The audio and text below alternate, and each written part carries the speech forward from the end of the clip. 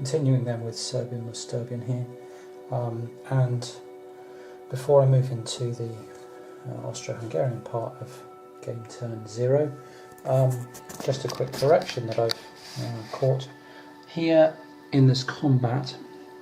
I was looking up whether the Austro-Hungarians could choose which unit took the strength reduction, and as it turns out I could. But while reading about that, I also found this rule that I had completely forgotten, which is that if the enemy that you're fighting is not at least a division in size, then you can make a roll to see whether you actually take the strength reduction or not. So in other words, you can see on that table the size of the enemy force was a half division equivalent, it was a brigade, and they took one strength reduction. So we roll a dice and we roll a d6, and if we roll a 3, 4, 5 or 6, they take that strength reduction still, but if they roll a 1 or a 2, they don't. So we'll throw a dice in here. On a 1 or 2, I'll flip them back again. It's a 4, they still take the strength reduction, and we're as you were and continuing on. But that is something I need to remember, because there are I think there will be a lot of battles here where, you know, it's brigades and regiments fighting sometimes rather than divisions, and in that case I'm going to have to remember that. Doing a little bit more cleaning up of things here at the end of the Serbian turn before I start the Austro-Hungarian turn 0 in Serbien A Sterbien. And another thing that was just slightly cocked up was that under this green cube is the garrison unit at a Brenovac, and I'd had that starting to construct. It started out as a 2 hex unit, so I'd used movement to turn it back into a single hex unit in a Brenovac, and had then started to construct an improved position there. That isn't allowed. There's a chart on the back of the rule book that shows you that improved position, how many improved positions you're allowed to construct each sort of week, as it were. So after each interphase, and at start everyone's got no improved positions, so you can't actually start constructing improved positions until after the second interphase, which will be in game turn 7. So that was wrong, but you know, that's not a major deal. I've picked it up. I've not allowed it to go ahead. It hasn't affected anything at all, and that Abranovic garrison couldn't have moved anywhere much anyway, so that really hasn't changed a lot. So now I'm preparing to bring on the first wave of Austro-Hungarian reinforcements, which are up here, and to deal with any anything that needs to be withdrawn. Just a few things to continue pointing out then that happened last turn. I'm actually in the Serbian phase of game turn 0, but in the Austro-Hungarian phase of turn 0, but actually in the Serbian phase, a couple of things happened. Firstly, the Austro-Hungarian started building a pontoon bridge here across the Sava River into Sabac, and another up here across the river into Mitrovica, and they can do that because the front line's up here and they control these hexes, and in this case they control either side of the river, and the same down here because the front line is up here, so they have this territory. So they're building some bridges to try and get across the river more easily, and I don't quite know what the supply situation is going to look like for them. I'm about to have to work that out. Another interesting little thing in the game is the Serbians have some markers. At the moment they have 3 that look like that, and they can put them down within 3 hexes of any combat unit at the end of during the sort of finishing up of any turn. They pick them up and replace them within 3 hexes of combat units, and they can either provide +1 strength to a unit it's stacked with, so this becomes a 4/5, this Loznica, and that's actually what they've done in various locations. They have to be 5 hexes apart, so they've done that with Loznica, they've done that with this Sabach unit, and they've actually boosted this this unit down here as well. But if they want to, they could also take this and lose track of where things were. I think he was in there. They can also put them away just in an open hex, and if they do that, it costs an extra movement point for enemy units to move into, and also an extra movement point to trace supply through. So it's harder to trace supply through there, and it's harder to move into there. So they can try and disrupt supply lines with these things. Anyway, let me try and set things up as they were. Lubovie won't have, this Lubovie won't have moved, so I can check that I've got them in the right place. 18, 16, that seems about right. So yeah, I think mainly we're in the Austro-Hungarian phase, so a lot of Serbian units that were inactive last turn now become active and will get some counter moves. I'm going to have to check quite carefully to see what the supply situation is for these guys up here, otherwise I think everyone's good, and we'll be doing the Austro-Hungarian move phase. The other thing I realised while I'm just talking is that Sabach, having been activated, could actually have attacked into this unit here, Danny, last turn. Could have actually made the attack, and at the time Danny would have had this flipped, so would have been -2 strength, -1 artillery value, would have made him 2-3-2 with 0 artillery. And Sabach with 2-3-3 with 0 artillery, well, that would have been 2 attack against 2 defense, 3 each on the troop quality number. I can never remember what that's, proficiency rating, and no artillery either way. That would have been an even fight, and may well have been worth a shot. However, looking at it, the Austro-Hungarians still have their main force up here in this second army. The 4th Corps are both units are both still inactive,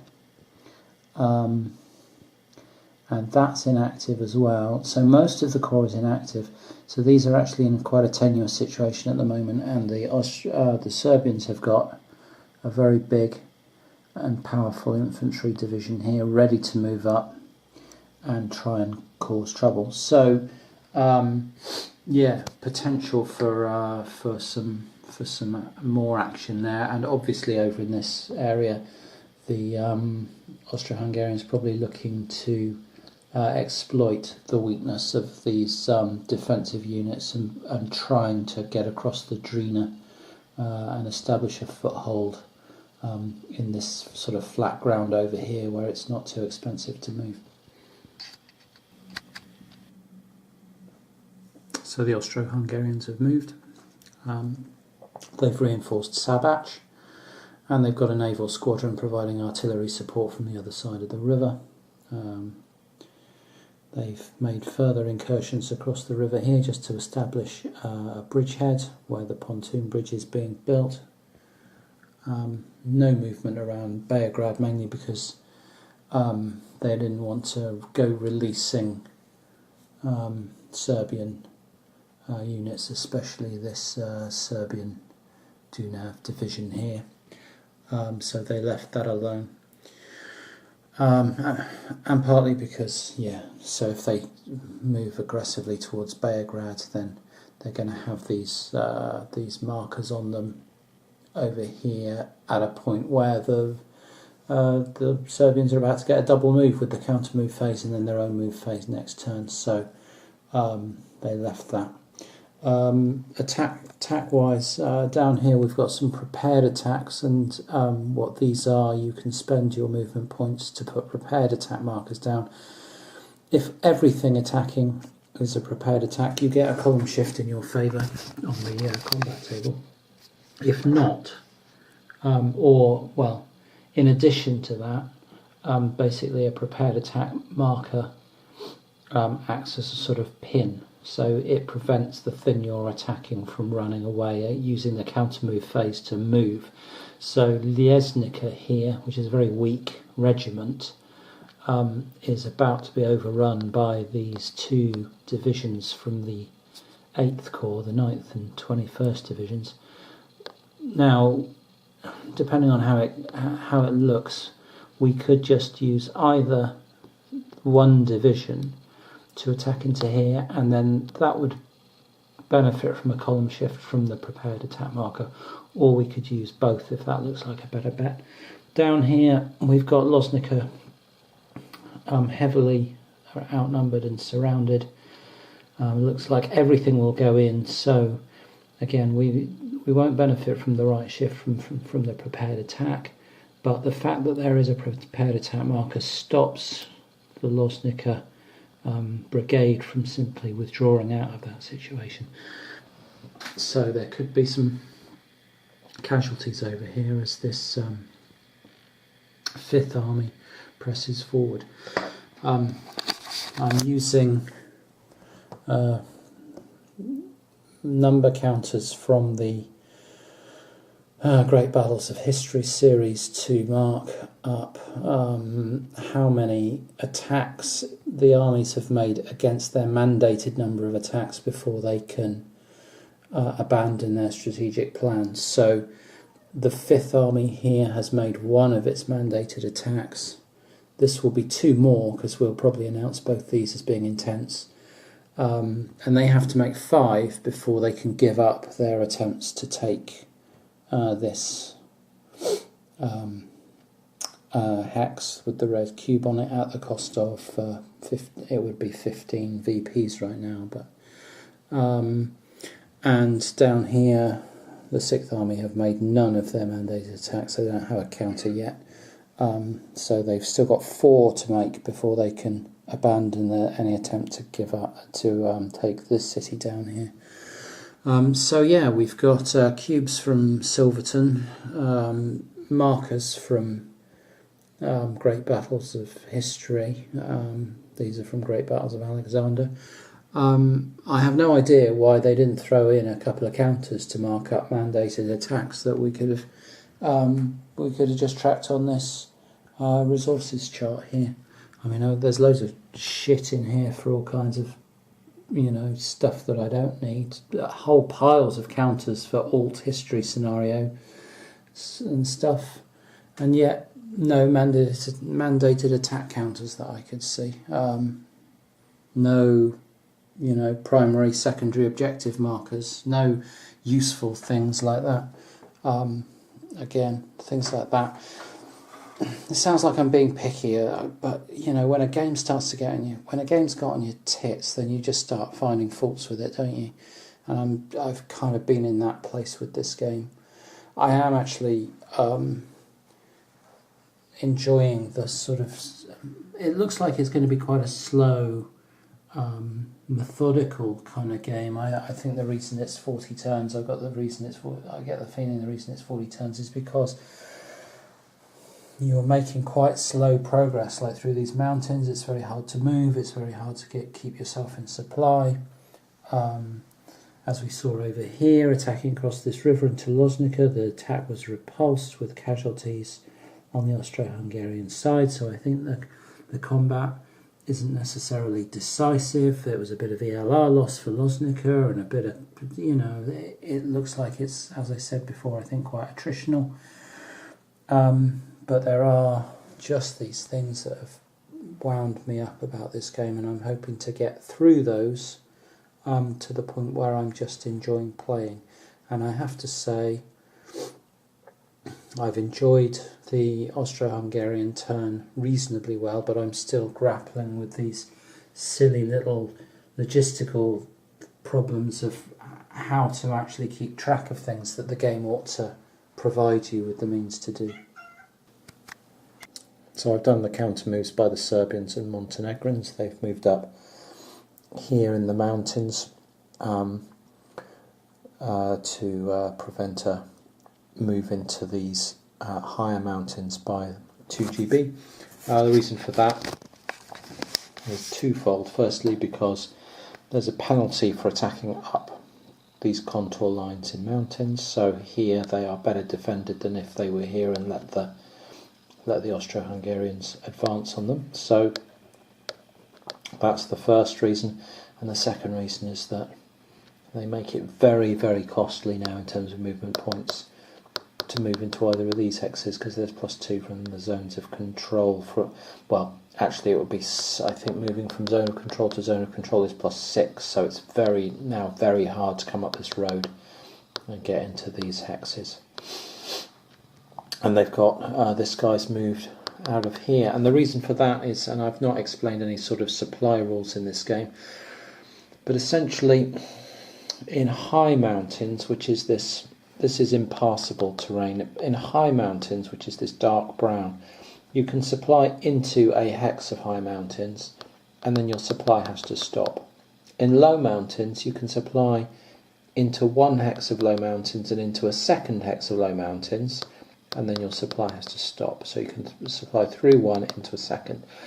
The exceptions to that are along these roads. So these roadways are your sort of arteries for your supply through all these mountain hexes. The Montenegrins have a special bonus in that they treat high mountains like low mountains, so they can supply through 2 hexes of high mountains, and this is a plateau here, by the way. So this unit here was collecting supply from down here, up this road, up this road, up this road, first hex of high mountains, second hex of high mountains, and that's how he was getting supply. But he's pulled back into here because without that advantage the Austro-Hungarians can't supply the other way, so they can't get supply. They can supply up this road, but then it can't go anywhere. It's how high mountains all the way around, and their supply would be stopped. So they've got to work their way down this road to try and get into these areas, or down through here to try and get supply into these areas. Okay, up in the centre here there's very little action because there are almost no troops. Up over here we're going to get these 2 attacks. These units couldn't retreat because they were pinned by the prepared attack markers, so the sort of second line of defenders had to move up. There's a little regiment there, Drina 1, a big infantry division there at the foot of Mount Sayre, and Drina 2 ahead in the foothills. They've moved up here. There's an infantry division under here, and they will launch an attack in their own attack phase into there. There's the turn has an attack phase and then a counter-attack phase. So the Serbians will be attacking back into Sabac to try and take it, and then just general moves, trying to get forces up. Oh, I haven't flipped those the right way round.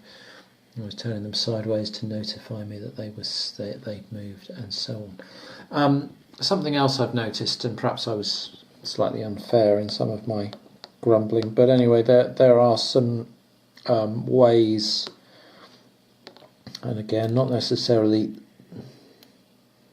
really, certainly not easy ways, but there are ways here for the Serbians to score points. They can score points if they can get into here.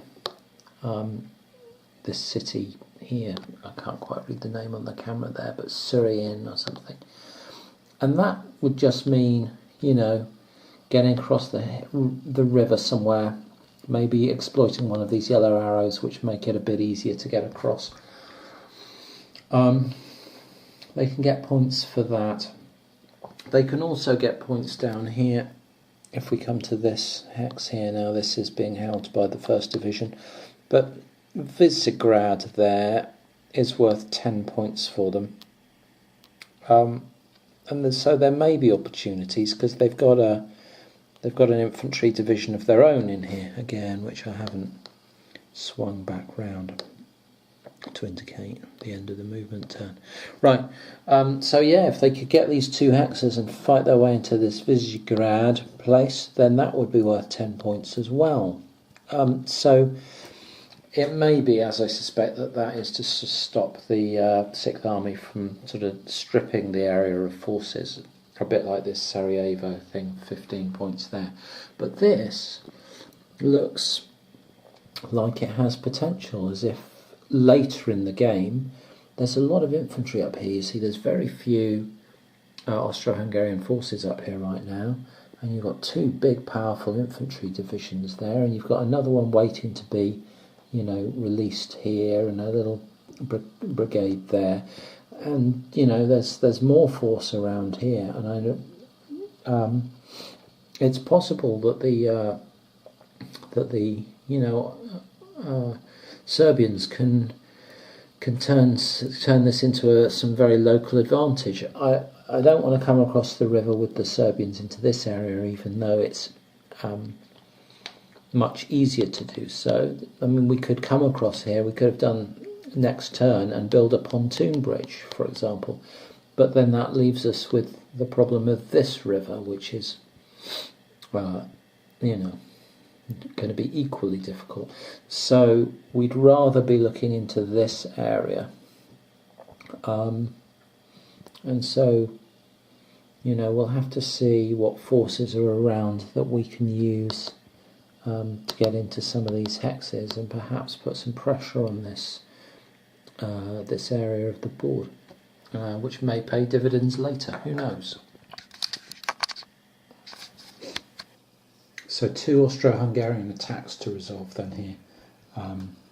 The Loznica unit is surrounded on 4 sides. This is going to be painful. And up here there's the prepared attack into this Leznica unit from the entirety, from 2 divisions up here. Also likely to be painful. Shall I do these? Attempt to do these on camera? Well, I'll start. I can take the attack markers off. That will make my life a lot easier. So we'll remove all those so that we can see the values. To start with, let's get those out of the way. Okay. So the first thing to do, I think, is to work out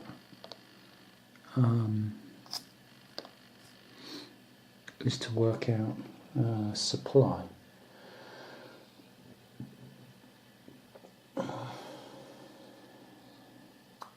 Yeah, so having identified the attack and defending hexes, we've worked out what all the units are. Both players check if their units are in supply to receive ammo. So,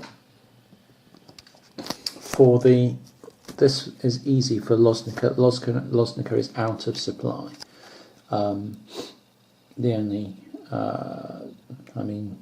There is a supply source, which is this extended supply source here, which has a range of 9. Is that a 9? 9. So the supplies could come 1, 2, 3, 4, 5, 6, but then they hit a zone of control here from this unit. And if you try to work them through here, they get the same problem there, zone of control from that unit. Although, no, that is in... let's see now. Hold on a second, because this is extended, has a zone of control into there. Foothills wouldn't stop supply. Let's hold on. 1, 2, 3, 4, 5, 6. They can supply through there and into there. They are in supply. Wow, I didn't think they were. Fantastic. So the next thing we have to do then is use an ammo because this isn't extended. So they've used 2 ammo out of there, but they've got 8, so they should be alright. On this side, they are all in supply from this 5th extended, and actually they can use the core train here, the 13th, which is, you know, keeping them all in supply. But that is 1 force, 2 forces, 3 forces, 4 forces. So that is 4 ammo that those guys are going to require. Let's just slide over here.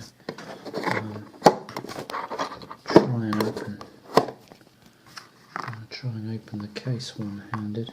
There we go. So get these. The attack markers can go back in there, and I'll find an ammo counter. There we go.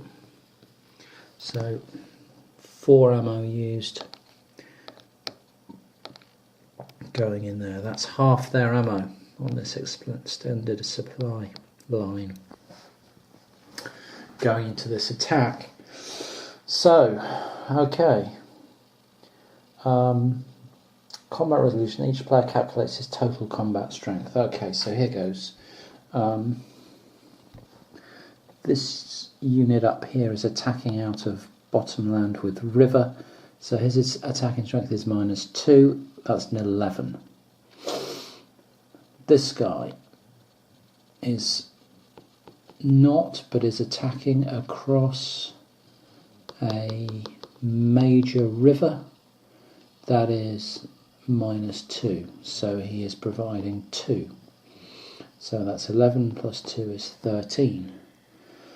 This guy is just coming out, attacking out of the mountains. That's fine, he's at full combat strength, so 11, 13, 18.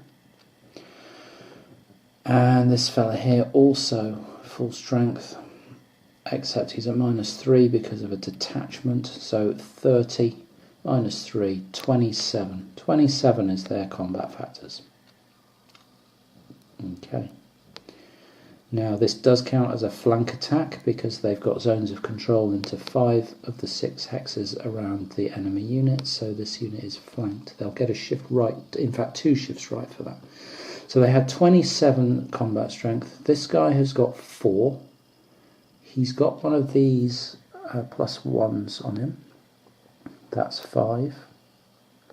And he is in just a plain uplands. So poor old Lusnica here started in uplands, unable to act, gets surrounded and swamped. Okay, so it's 27 to 5.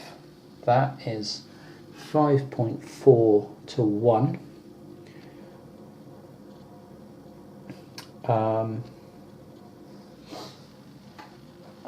Which will be on the 6 to 1 table here. Okay. Now, keeping going, we have to decide whether the battle is intense or not. Now, the Austro-Hungarians want to make it intense because, apart from anything else, they want to be moving that number up, and they have to fight intense combats to move that number up. Their mandated attacks, they want that to go down. So they're declaring intense as, also because they've got a 6 to 1 attack. From the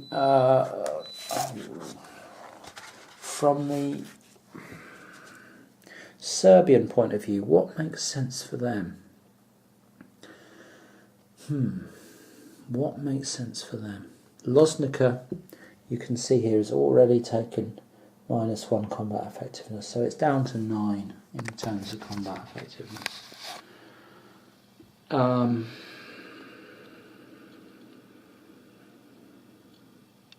So what do they want to do? If they look down that 6 to 1 column, it's looking It's not looking great for them, is it? It's really not looking great for them.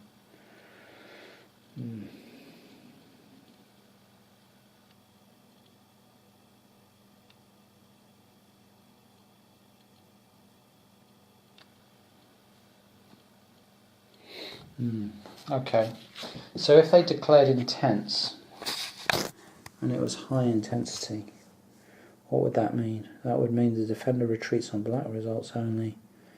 Attacker suffers step reduction, strength reduction if the combat result did not include a black retreat result. Defender suffers strength reduction if the combat result included a black or white retreat result. Well, let's have a look at these columns. Because with them surrounded, they're going to get 2 right, so it's going to be on 8 to 1. And that is black retreat results all the way down. So they don't want it to be intense. They will declare not intense. And so the final outcome is attacker intense, which means the defender retreats on black and white. Retreat results, attacker suffers a step reduction in the combat, did not include a black retreat result. Well, they're not going to get that, are they? So, we've determined the intensity, and now we are going to roll a black and white dice on the 8 to 1 column. We should also determine whether there's any modifiers on the white dice because of proficiency ratings. So Losnica has a proficiency rating of 4.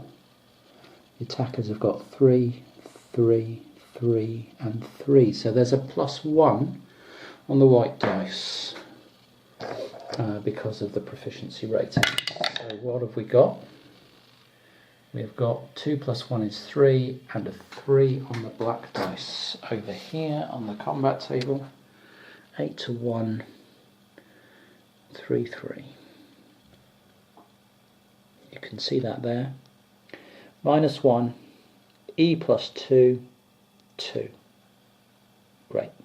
So the attackers have to take combat effectiveness tests with a -1 on the die roll. The defender takes an automatic CE, then has a +2 check and has to retreat 2 hexes. Okay. Let's do the automatic CE down here first, since that's relatively straightforward. There we go, flip that over. Right. Let's do the CE checks then, going round for the attackers. 36, 13 there. The 13th corps, let me just check over here. Both have CELs of 10. And this is the entirety of the 13th corps, by the way. All 36th, 13th Brigade, 11 GB and the other 13th corps. Otherwise they couldn't all combine into an attack. Okay, and they've all got CELs of 10. They're all -1. So they only fail on 12s, but let's roll some dice. First one gets a 10. Next one round gets an 8. The 11 GB gets a 10. And finally the 42nd Division gets a 3. And they are all fine. Okay. Losnica has to make a check on +2, and he has got Losnica now has a CEL of 8. Got a -2 marker on him, so he's down to 8, and he's on +2, and he's got an 8. So he's rolled a 10. He's failed by 2. What's that going to mean? I think it's going to mean another CE loss. Failed by 2. So it's now on -3. That hasn't made it combat ineffective. That's the next level. So combat ineffective, -3 marker. Let me just pop that down there. Put this up.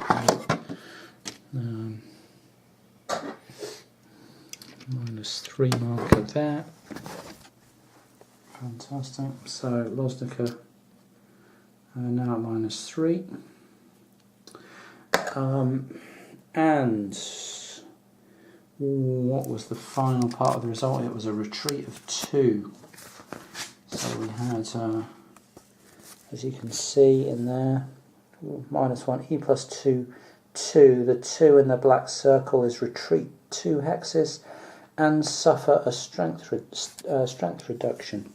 Okay, so fantastic. Loznica, you suffer a strength reduction. And now you're retreating 2 hexes. And I'm going to pause here and check to see whether that's what happens when you are forced to retreat through zones of control of your opponents. Okay, having checked this then, enemy zones of control cause you to lose another combat effectiveness level for each unnegated enemy zone of control, and they're negated only by the presence of friendly units. So the other thing is that Loznica has to retreat basically towards the rear, towards its own lines, in its own in its area's army's area of attachment. But the Serbs don't have to worry about that. So, but it has to retreat towards its own supply sources, and those are all really down here. So I think it has to retreat a hex to here, and then it loses another CE status. So it is now combat ineffective there, and then it has to retreat another hex into here.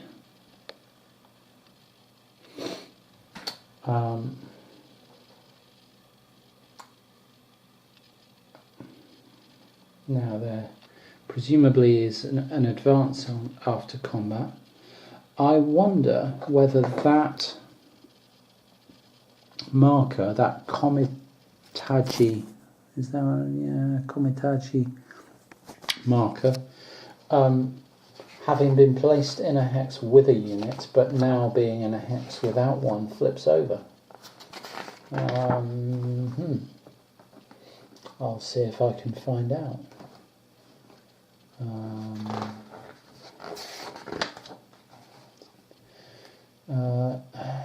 And a placed marker is never moved from the hex it is placed in.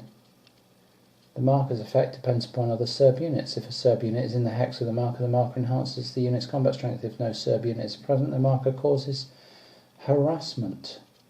So it looks like the status of these markers can change depending on the presence of Serb units. So we can flip that over like that. Not that it's going to have much impact, but it's interesting to know that. Okay. Going back to advance after combat then, let's just finish this off, and I won't do the other one on camera. I've just realised that it would possibly have been wise to do the combats in the opposite order, because if we'd been able to take this hex and then it's possible that we could have cut supply into here. But anyway, the result was as good as we could have hoped for, really, either way. So we wouldn't have gone, I don't think we'd have gone off the end of the 8-to-1 table, so I don't think there is such a thing. Okay, advancing is voluntary, maximum advance is 1 hex. The victorious attacking player may choose which units to advance with, subject to stacking limitations. All combat and artillery units may advance after combat.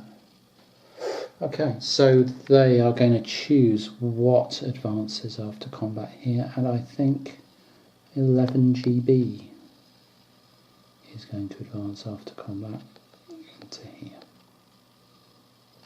Okay, so yeah, similar sort of thing going on up here, but I'll do it off camera. So in the combat I just did, I forgot this, which is the final step, the artillery. Now, Loznica only had 1 point of artillery, and I'm not sure I'm putting that into this, but the Austro-Hungarians had 5, 7, 8, 12 factors of artillery going into an infantry brigade to support their attack. 12 artillery into a brigade is a +2 on that combat effectiveness roll they made with a +2. They failed by 2, they would have failed it by 4. They should have failed it by 4 to 6. So where we should have been with Loznica is that they had 1 CEL loss. They took 1 automatically, which would have put them on 2. Then they would have failed by 4 and taken another 2, which would have put them onto CI. And then that would have done 2 things. That would have done, the first thing that would have done would meant they had to retreat an additional hex. So they would then have retreated here and become demoralized, and then 2nd hex, and then a 3rd hex. So firstly they should be here, and the second thing is that that CI marker should be a D1 marker. So they are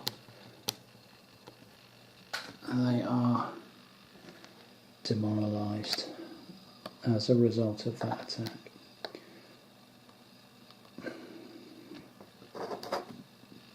So yeah, just thought that was worth correcting, since I caught it in time, saw the table and thought, didn't do that.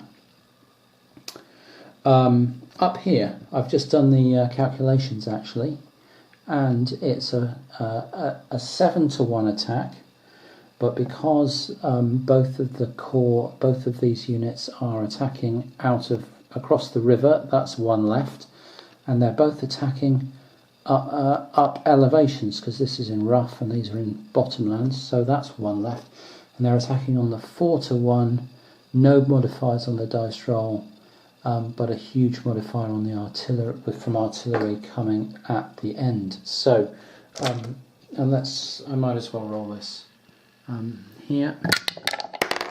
Oh, it's a 2 and a 2. So 2 and a 2 sounds pretty good on the 4-to-1 table. Let's check that out. 4-to-1, 2-2 is this. No effect on the attacker, a +4 check and 1 retreat for the defender. Okay, so a +4 check, but then we have to add the artillery into that, which is 9 factors of artillery into, again, it's only a regiment. So that's a +2, so it's a +6 check for this Loznica unit, which, as you can see, has 10 CEL.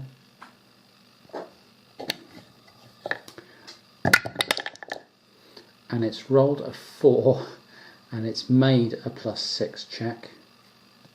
Check that out. That is pretty stoic defending. They are just forced to retreat a hex. Yeah, but there's no strength reduction. Strength reductions come from the 2, and they were 1. I forgot to do the intensity, but it would have been exactly what we had before: intense and not intense. Attacker intense, which means the defender retreats on black and white. The attacker suffers a strength reduction if the combat result did not include a black retreat result, which it did. So we are as we were there. Loznica puts up a delaying operation, a fantastic delaying operation, and then retreats a hex back here.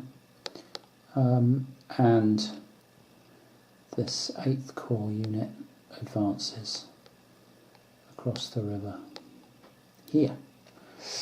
And that is the Austro-Hungarian attacks done. Let's have a look at the Serbian counterattack into Sabac. Okay, there's combat here at Sabac then. It's 14 attack strength into 5 defence strength with the -1s for the crossing the river last turn, or this turn. That's a 3-to-1 attack with no modifiers. The Serbians have the edge in terms of proficiency, so they've got a -1 on the white dice for that. And the Serbs have thrown some shells. They've got some artillery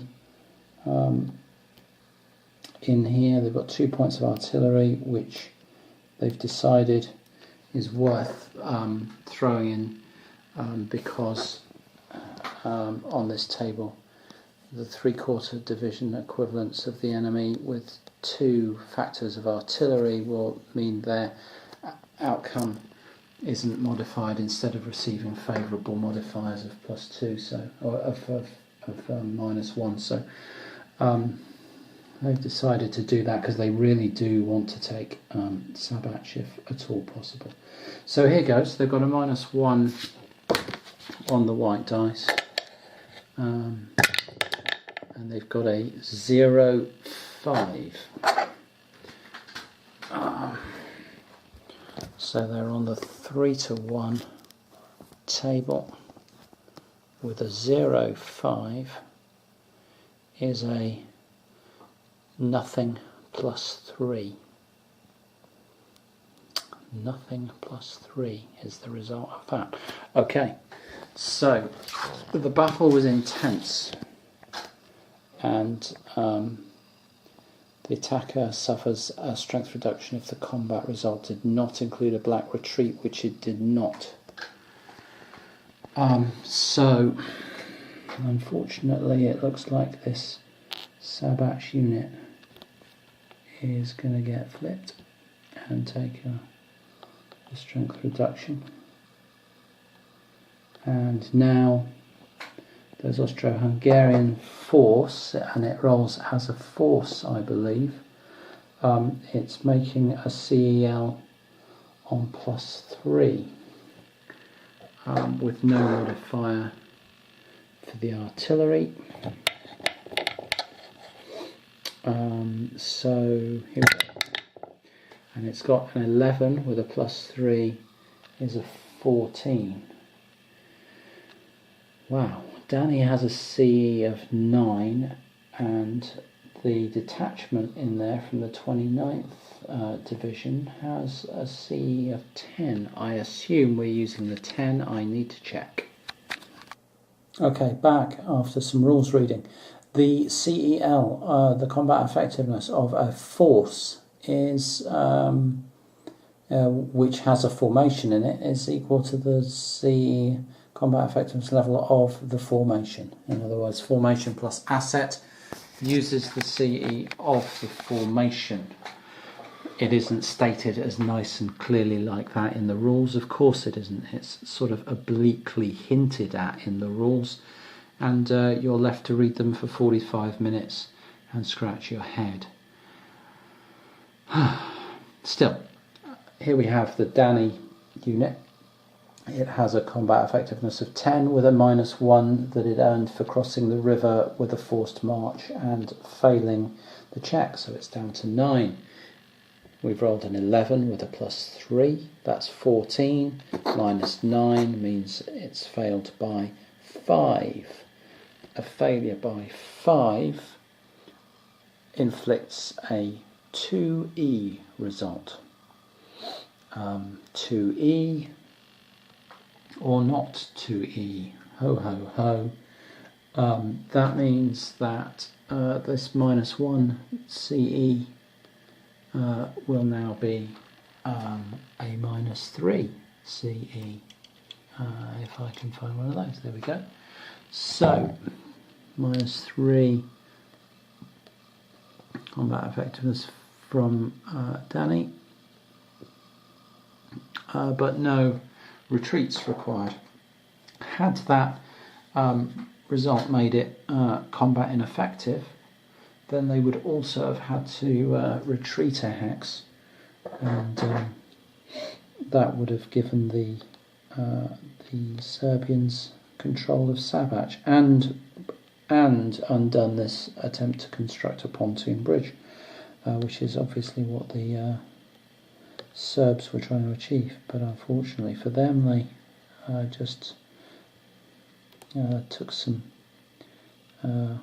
losses to the Sabac regiment and failed to retake the city, or take the city. It's been occupied, but failed to force the defenders out. And that is it for the combat here in the counterattack phase.